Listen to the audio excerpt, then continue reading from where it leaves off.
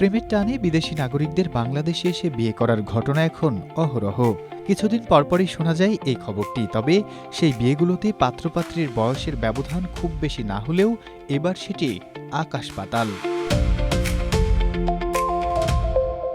২০ বছরের তরুণীর প্রেমে পড়ে বাংলাদেশে এসেছেন সংযুক্ত আরব আমিরাতের ৫০ঊর্ধ্ব এক নাগরিক। জানা গেছে, শরীয়তপুরের জাজিরা উপজেলার মুলনা ইউনিয়নের সাবেক লাউখোলা এলাকার বাসিন্দা ফারুক খানের মেয়ে সুবর্ণা ২ বছর আগে কাজের সুবাদে সংযুক্ত আরব আমিরাতের আবুধাবিতে যান।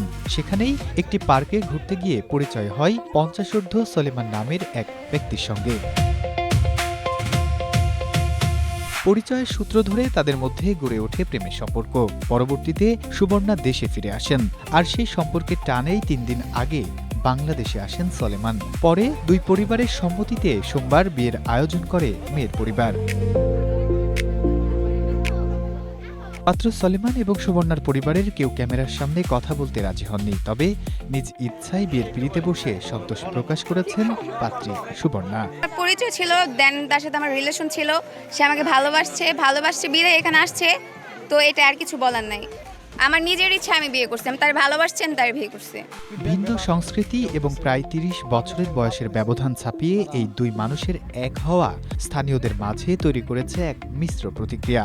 অনেকেই এখন তাদের নতুন জীবনের জন্য শুভকামনা জানাচ্ছেন। আমরাও খুশি, জামাইও খুশি, আনন্দতে। আলহামদুলিল্লাহ, ভালোই বিষয়টা, যেহেতু ওনার সাথে আসছে বাংলাদেশে, আর সবাই অনেক আনন্দ, সবাই আসে দেখে যাইতেছে। না, আলহামদুলিল্লাহ ভালোই, সবাই আনন্দিত।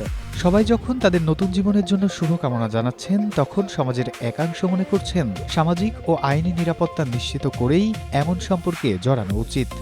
সবকিছু দেখা মনে হলো ছেলেটার একটু বয়স বেশি, আর যতটুকু জানলাম ছেলেটা আগেরও বিয়ে করছে, দুবাইতেও স্ত্রী আছে, সন্তান আছে ৩ জন, যতটুকু জানলাম। তো এখন বাকিটা আল্লাহ ভরসা, দেখা যাক সংসার টিকে কিনা, নাকি কোনো প্রতারণার ফাঁদ, সেটাও তো বোঝা যাচ্ছে না।